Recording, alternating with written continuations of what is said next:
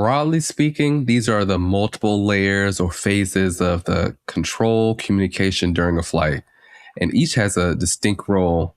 First phase is pre flight and clearance delivery. So before any engine starts or pushes back, pilots must obtain clearance, which is an approved flight plan, route, altitude constraints, departures, transponder code or squawk, and then the departure frequency.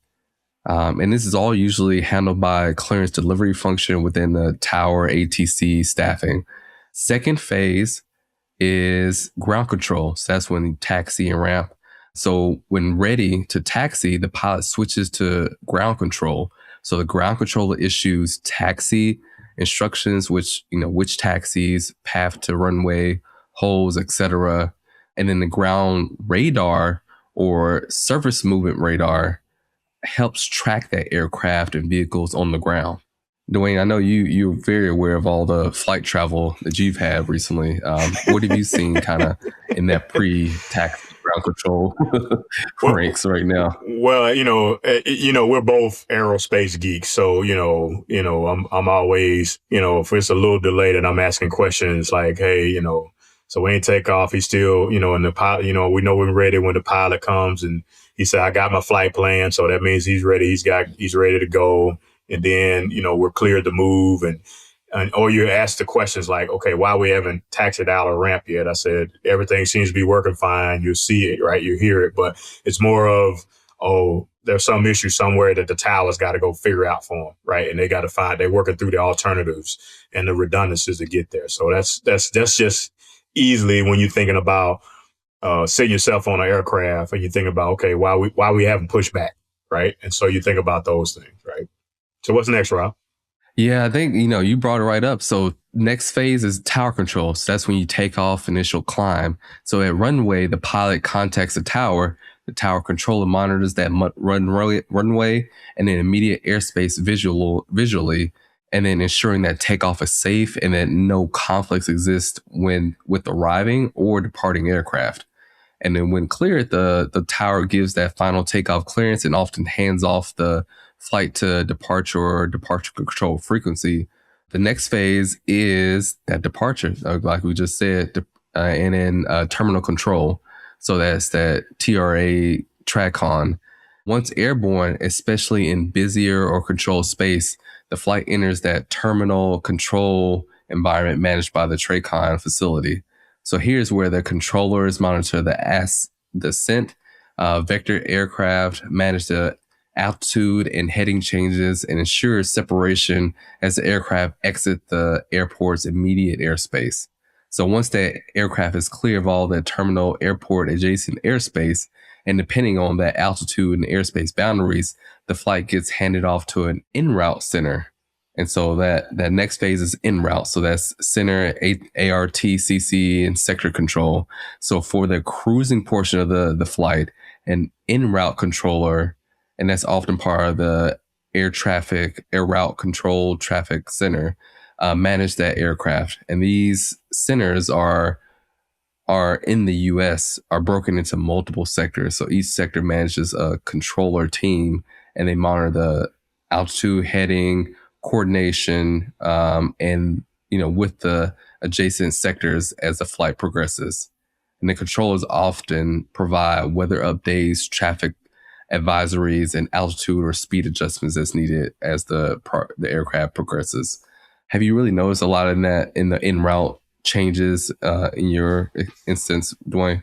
Oh, absolutely. I mean, this is the meat and potatoes that, just the basic fly is thinking about, right? I got off the ground. I'm getting to my cruising altitude speed, and then it's a series of handoffs, right? That happens where the actual plane itself, the plane itself is getting handoff from one ARTCC or the route control traffic throughout its flight path, right? So it's, if you think about it, it's from one, it might be one in outside of, DC, but then it might be one that it gets hands off at DCA, and then it goes to somewhere in West Virginia. Then it goes off to somewhere down to, say it gets to another part of West Virginia, more west, and then it might jump to, depending on your route, and it just jumps from, and it goes through a series of that. And then what's interesting is, this is where the pilot is getting that information, and then he makes a decision of, do I need to go higher? Do I need to go lower? Do I need to go faster? Do I need to go slower? And then this is where you hear about, hey, it's going to be some weather coming up. Here's where you hear about, this is where it's going to be a bumpy right from here for about 20 minutes, because somebody, another flight has fed that information to the controller. They understand the weather. They look at all that stuff. And this is the meat and potatoes of the flight, right? This is, if you like me, you like, okay, is it, I'm in the middle of a nap, or is it, time for bourbon? You're just trying to figure it out, right? And get it done, right? So that's what that part is. What else, what is it? And then let's talk about the last two pieces of these, Rob. Yeah, no, I absolutely concur with you. Usually during that portion of the flight, the cruising, I'm usually knocked out if I can. But yeah, I think for the last two sections, the two phases are, the first is the descent, approach, and arrival. And so as the aircraft approaches its destination, the en route center hands it off to the terminal radar facility. So that's the approach control center, as covering the arrival zone. And that controller guides the descent, sequencing vectors as necessary, and ensures the proper spacing is among the aircraft. And that arrival controller may assign the approach procedure, altitude, speed, and heading of the flight toward the runway, and to integrate with other arrivals. Last section is really the tower control. So that's the landing and taxiing.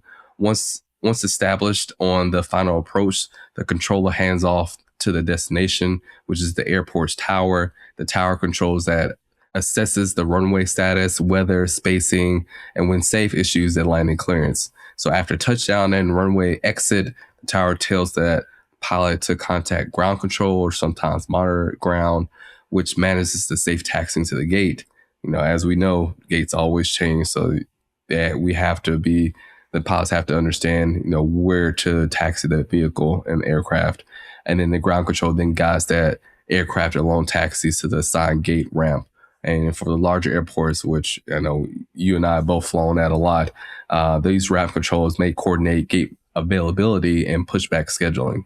Right. So it all begins and ends with the ground control when you see it in hand. And all these, every one of these interactions, as we get to the other segments, they involve a mix of human decision-making, automated systems, radar, data links, ADSB, and regulatory frameworks to help it get along. So that's the communication ecosystem when you think about an aircraft just getting out of the terminal, getting off the ground, and then getting to cruising, and then getting to a point where it's coming back in to land to its destination.